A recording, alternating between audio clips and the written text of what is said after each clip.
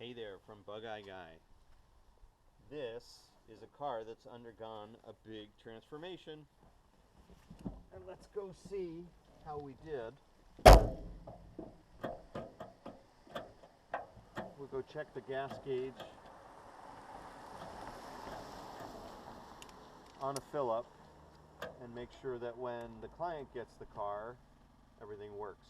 We have a new ammeter, and that's working over to discharge now with the key on and the lights on.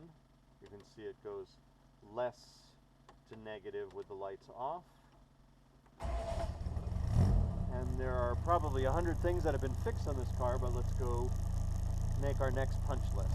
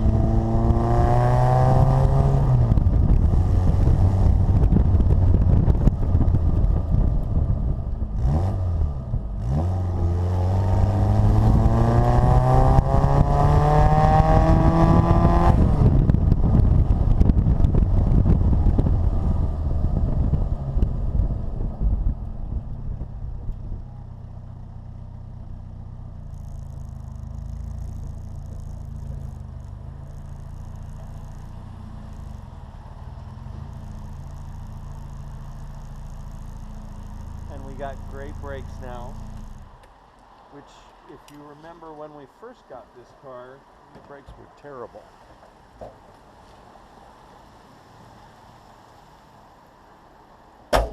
And just from that little acceleration, deceleration, we know most of those 100 things we've improved are working great.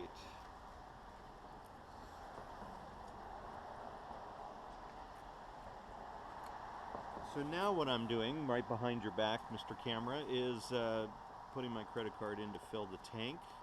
I'm going to turn on the key with the car in neutral, and we're going to fill up the tank and make sure that the gas gauge makes it through a full circuit. We're reading a quarter now.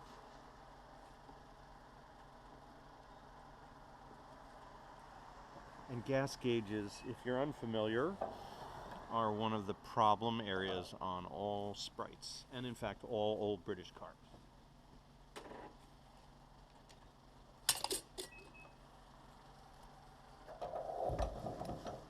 So I don't know if you can see it from where the camera's mounting, but we got a quarter of a gallon in and we're still reading a quarter. There it goes, it's moving, hooray! Starting to climb. Now this is with a metal float, so we know that the ethanol won't attack it. We're at half a tank now. I've added about 2 gallons. This is a 7-gallon tank in Sprites, if you're unfamiliar. The gas gauges also are notoriously unreliable in terms of how they swing. Meaning that now with 3 gallons, it's up to 3/4. So they're not always a linear progression.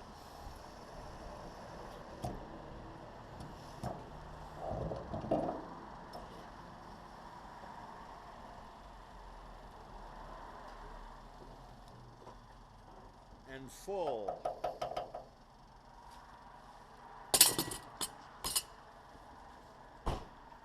And key off. So non-linear, meaning that it might read full for a long time and then move more quickly as you lose fuel capacity.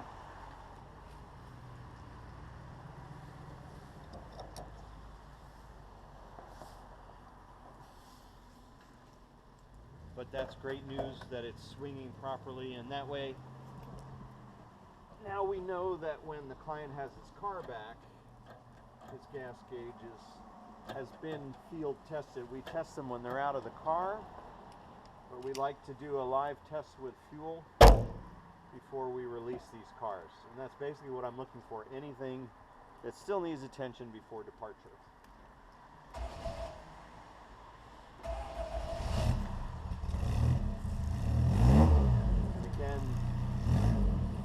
No, we're putting in 30 amps of charge when I rev it, and of course that will come down to replace what I just used to start the engine.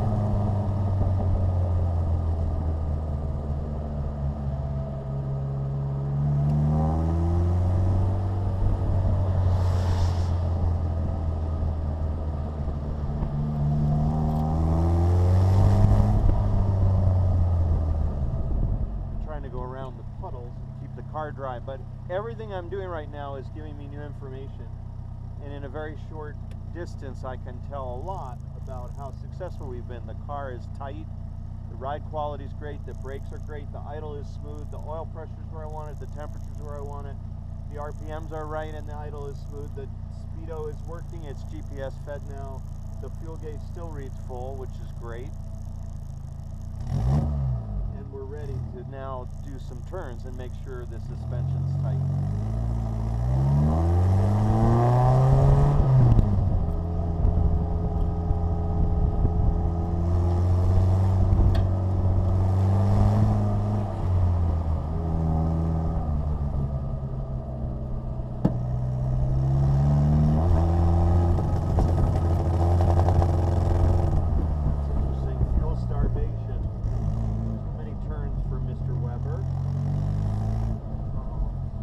Water for Mr. Bugeye.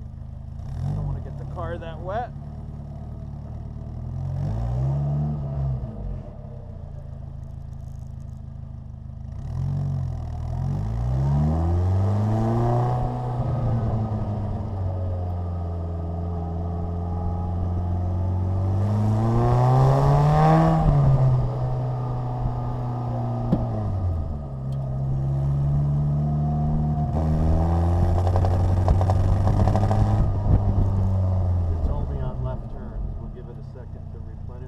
So we have a loose driver's seat issue, which we now have diagnosed. That's good. I can go fix that.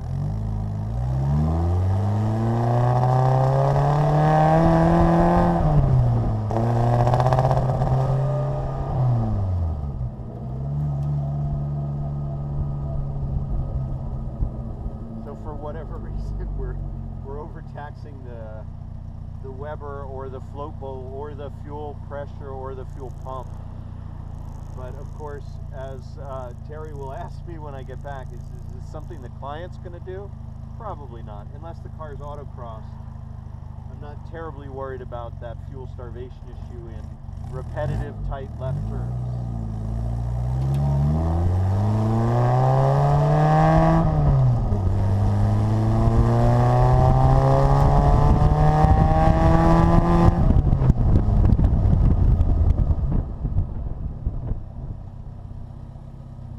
Straight line, it's behaving beautifully. And again, all the numbers are right, the temperature hasn't changed, the oil pressure is still good. I'm looking in the mirror to make sure no one's sneaking up on us, and I'm happy with the performance of this car.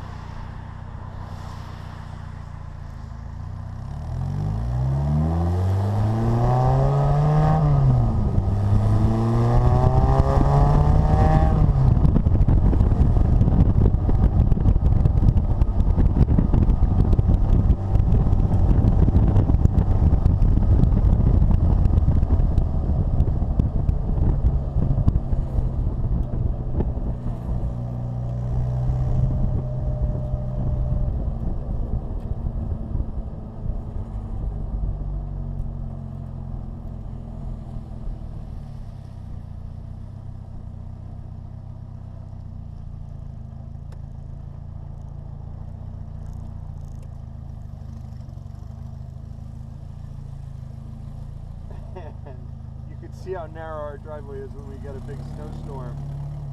It's a little tricky, and we want to keep the cars dry. But we have a brand new windshield here, new rubber, larger mirror. A lot of great stuff went into this car. New carpet, a transmission tower cover with matching red piping, locking choke, new speedo intact from our catalog. You can find those. An ammeter, and a couple little items. I noticed this didn't engage with the pin, so we have to fix this. This is a new part and a new switch, and sadly it doesn't work. You've got to modify this, shorten the distance so that the pin lines up. I mean, that's kind of all in a day's work for us, but you know, fixing the new parts sometimes is part of the job. But we will fix that. That's on the punch list. My seat that's clicking on turns I gotta fix. And there's one more item that was on my mind. There's a slight exhaust leak I can hear in the back. The exhaust note is great on this car, but we will fix that exhaust leak. So all in all, here you have Patrick's wonderful Bugeye with an Ashley nose. Just been through a massive transformation. We still have to add the sway bar, but it's now a really wonderful car. And thank you for coming for a drive with us. And thank you to all of you who've been supporting us through our website and our parts catalog.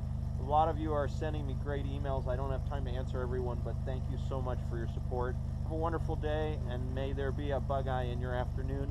Take care.